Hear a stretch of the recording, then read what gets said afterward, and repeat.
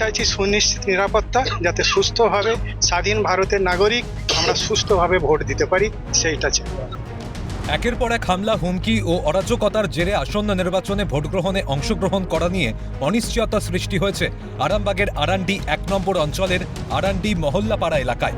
আরান্ডি দক্ষিণ প্রাথমিক বিদ্যালয়ের ২৬৫ নম্বর বুথে মোট ভোটার প্রায় ১৩০০ জন। তার মধ্যে আরান্ডি মহল্লাপাড়া এলাকার ভোটার প্রায় ৫৩০ জন। অভিযোগ উঠেছে, বিধানসভা হোক বা লোকসভা, প্রতিবারই ভোট দিতে গেলে ওই এলাকার ভোটারদের ওপর হামলা চালানো হয়। বেধড়ক মারধর, শারীরিক হেনস্থা করে তাড়িয়ে দেওয়া হয় বলেও অভিযোগ তুলে বিক্ষোভ দেখালেন স্থানীয় গ্রামবাসী ও সাধারণ ভোটাররা। আমাদের বিক্ষোভের কারণ হচ্ছে আমরা ২৬৫ নম্বর বুথের বাসিন্দা, আরামবাগ বিধানসভা। বিগত নির্বাচনে আমাদের ওপর দুষ্কৃতী হামলা হয়েছে, নির্বাচন কমিশন নিরাপত্তা দিতে সম্পূর্ণ ব্যর্থ হয়েছে। আমরা স্বাধীন ভারতের নাগরিক, নির্বাচন হচ্ছে আমাদের গণতান্ত্রিক উৎসব। সেই উৎসবে আমরা অংশগ্রহণ করতে পারছি না, বারবার বঞ্চিত হচ্ছি। কারণ আমরা ওখানে ওই এরিয়ায় ঢুকলে আমাদের ওপর অতর্কিত দুষ্কৃতী হামলা করছে। নির্বাচন কমিশন তার সুনিশ্চিত নিরাপত্তা ব্যবস্থা যদি করে, আমরা ভোট গ্রহণ করতে অংশগ্রহণ করব ভোটাধিকারে। তো আর এই সুনিশ্চিত নিরাপত্তা ব্যবস্থা নির্বাচন কমিশনের তরফ থেকে এখনো পর্যন্ত আমাদের সঙ্গে জনসংযোগ করা হয়নি, কোনো রকম আশ্বাস দেয়নি। ঠিক আছে, সেই আশ্বাস না দেওয়ার কারণে আমরা আতঙ্কের মধ্যে আছি।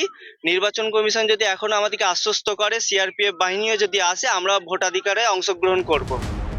আরও অভিযোগ, বহুবার প্রশাসন ও নির্বাচন কমিশনকে জানানো হলেও কোনো স্থায়ী পদক্ষেপ নেওয়া হয়নি, যার জেরে প্রতি নির্বাচনের আগেই আতঙ্কে দিন কাটাতে হয় সাধারণ মানুষকে। এখন এই দীর্ঘ ২-৪ বছর থেকে দেখছি, যখনই ভোট দিতে যায় আমাদের উপরে হামলা, মানে ভোটের কাছাকাছি যাব, টিকিট নেব কি কাগজ নেব, সেই টাইমে আমাদের মারধর করা হয়। এরকম লাঠি লাদনা, মানে বাঁশ ঝাঁটা, মানে কাস্তে পর্যন্ত নিয়ে আমাদের পেছনে তাড়া করে।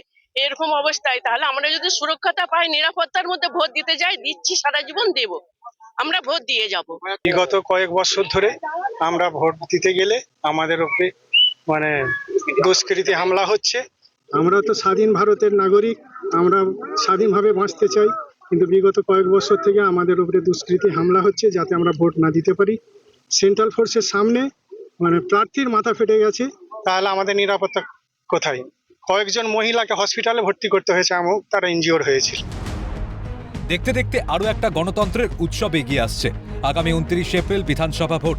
চলতি নির্বাচনে কি ভোটারদের স্বার্থে নিরাপত্তা সুনিশ্চিত করবে কমিশন? আরামবাগ থেকে সুরাজ আলী খানের রিপোর্ট, ক্যালকাটা নিউজ।